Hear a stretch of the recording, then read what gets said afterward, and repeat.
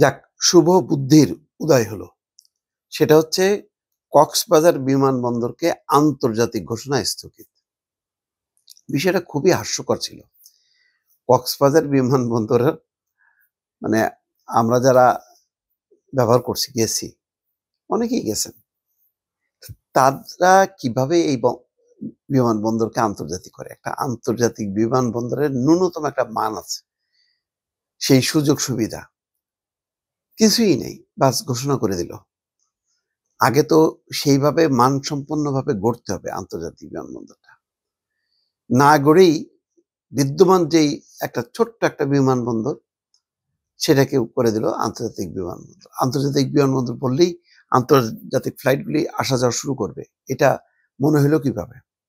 সবচেয়ে বড় কথা হলো যে আমাদের দেশের প্রেক্ষিতে কক্সবাজারকে মনে হচ্ছে যে বিশাল একটা একটা মানে পর্যটন নগরী। আসলে কি তাই?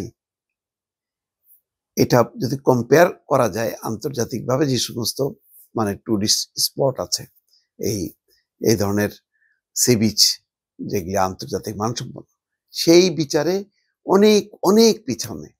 নিরাপত্তা নেই, এই ধরনের নোংরা পরিবেশ, অবকাঠামোগত দুর্বলতা, হোটেল, সুয়ারেজ লাইন, রাস্তাঘাট অপরিচ্ছন্ন, সমস্ত আশেপাশের এলাকা।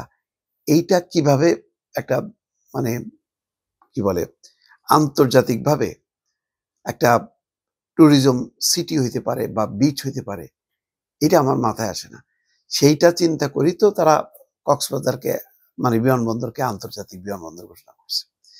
আগে বিমানবন্দরটা গড়তে হবে, তারপরে কক্সবাজার নগরী যেটা মানে বিচ সংলগ্ন, তার আশেপাশের হোটেল, রাস্তাঘাট, অন্যান্য সুযোগ সুবিধা আন্তর্জাতিকভাবে যেটা টুরিস্টরা যে সমস্ত বিচের যে এরকম সুবিধাগুলি পায়, সেই সুবিধাগুলো গড়ে না তুললে হুট করে আমি ঘোষণা করে দিলাম আর পর্যটকরা দলে দলে আসতে থাকলো, এটা কখনোই না।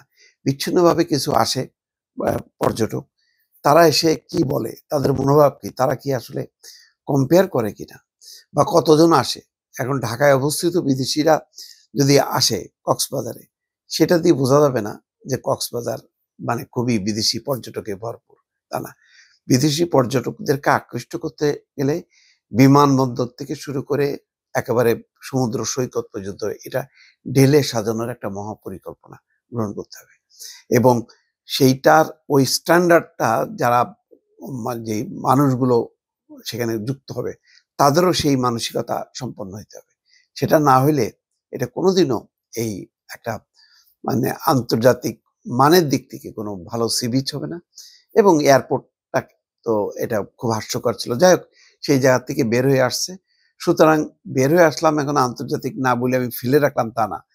কক্সবাজারের যথেষ্ট সম্ভাবনা আছে, সেই সম্ভাবনাটা কাজে লাগার জন্য সেভাবে মহাপরিকল্পনা নিয়ে সেটা গড়তে হবে। গড়লে যদি বিদেশি টুরিস্টরা বাংলাদেশে আসে, নিশ্চয়ই আমাদের ট্যুরিজম খাত থেকে সারা বিশ্বে একটা বিরাট একটা ইনকামের খাত, একটা দেশকে পরিচিত করানোর একটা সুযোগ, সেই জায়গাটা আমরা ভালো করতে পারবো। কিন্তু এটা আমরা যতই বলি না কেন, কিন্তু এটা বিগত 1 যুগ 2 যুগ ধরে শুধু মুখেই বলা হচ্ছে, কিন্তু বাস্তবে কিন্তু কেউ সেই পরিকল্পনা বাস্তবায়ন করছে না। দর্শক।